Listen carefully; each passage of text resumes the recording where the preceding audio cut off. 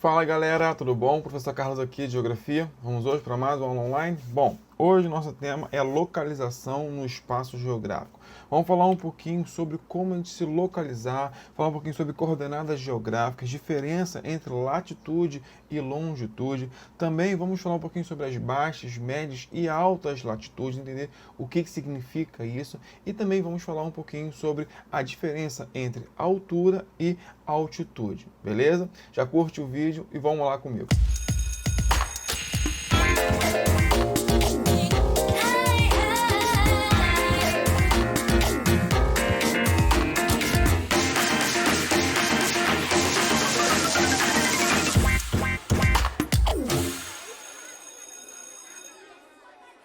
Bom, vamos começar falando sobre coordenadas geográficas. Sem sombra de dúvidas, coordenadas geográficas é um dos estudos geográficos que mais utilizamos no nosso dia a dia, sem ao menos perceber. Quando nós marcamos uma foto no Facebook, ou no Instagram, ou qualquer outra rede social, quando a gente chama algum aplicativo como Uber, iFood, esses aplicativos todos eles utilizam a coordenada geográfica como base. Mas o que é coordenada geográfica? Bom, coordenadas geográficas são linhas imaginárias que cortam todo o nosso planeta em sentidos horizontais e sentidos verticais, tanto linhas horizontais, quanto linhas verticais. E essas linhas horizontais e verticais, o cruzamento dessas duas linhas, eu consigo obter qualquer ponto do nosso planeta. E é dessa forma que, por exemplo, esses aplicativos que eu falei, ou o GPS mesmo,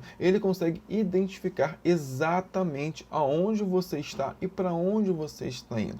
Então, as coordenadas geográficas, ela basicamente é isso. São linhas imaginárias de fato. Ela não existe, ela existe na nossa imaginação, mas essas linhas estão cortando todo o nosso planeta. E o cruzamento dessas linhas, que eu vou chamar de paralelos ou meridianos, eu vou estar ganhando essa localização, descobrindo a localização exata, precisa de qualquer ponto do nosso planeta, beleza?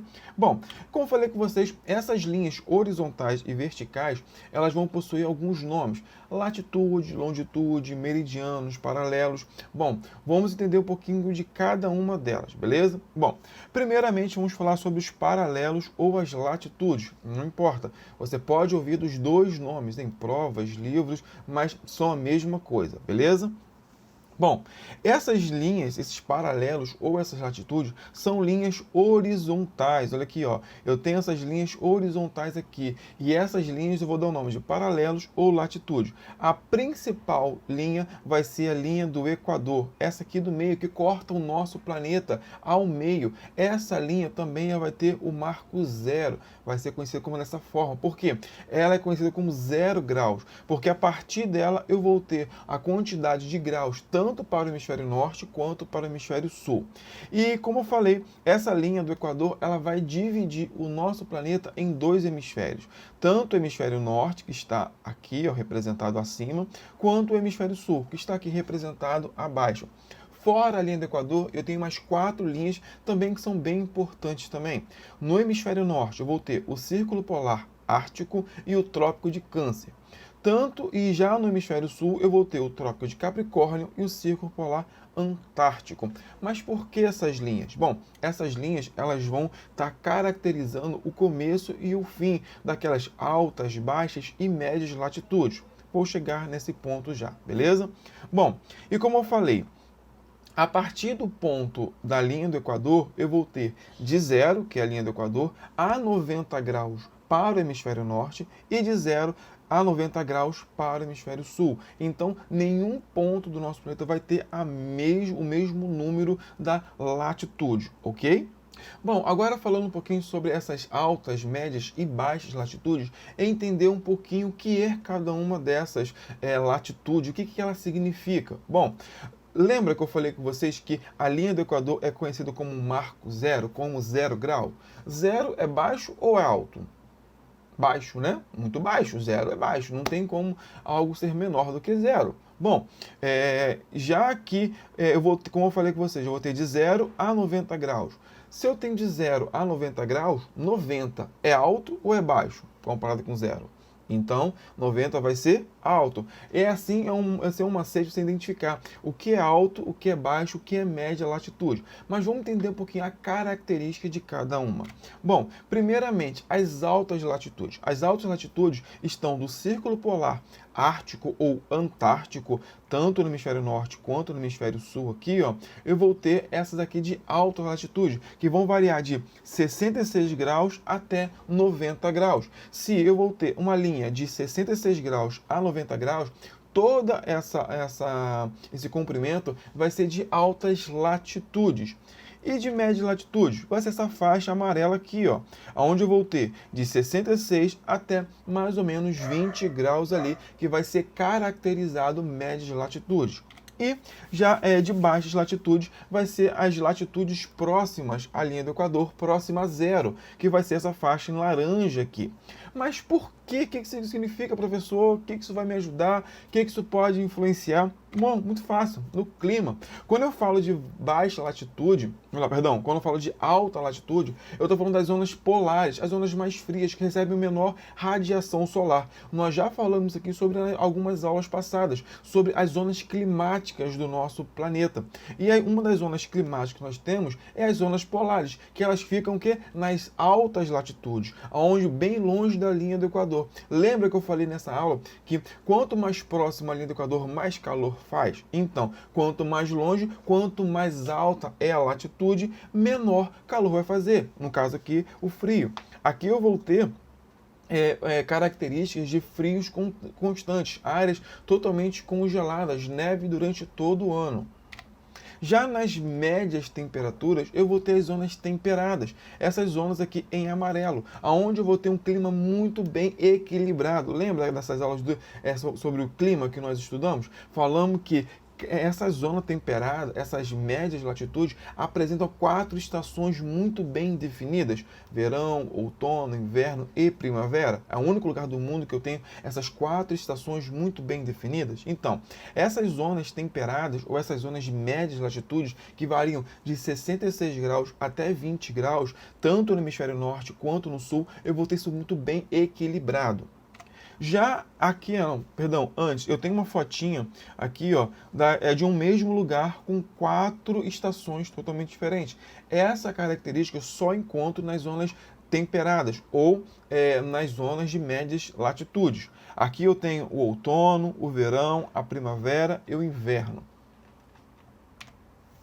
Já as zonas tropicais. Bom, as zonas tropicais são as zonas mais quentes do nosso planeta, então são as zonas mais próximas ao Equador. E por esse motivo, é as zonas de baixa latitude. Nós temos indicado só por essa faixa laranja aqui, ó. Aqui eu vou encontrar as maiores temperaturas do nosso planeta em relação ao clima, é claro. Vai variar outros elementos, nós vamos estudar isso ainda, falar sobre os elementos climáticos de altitude e tudo mais, mas isso não vem ao caso agora. Eu quero falar o quê? Que as baixas latitudes apresentam as maiores temperaturas do nosso planeta e está próximo à linha do Equador, tanto no hemisfério norte, aqui, e tanto no hemisfério sul. Ela vai de 0 a 20 graus, tanto para o hemisfério norte quanto para o hemisfério sul, beleza? Bom, agora sobre as longitudes ou meridianos, eu posso chamar tanto de um nome quanto de outro. Beleza?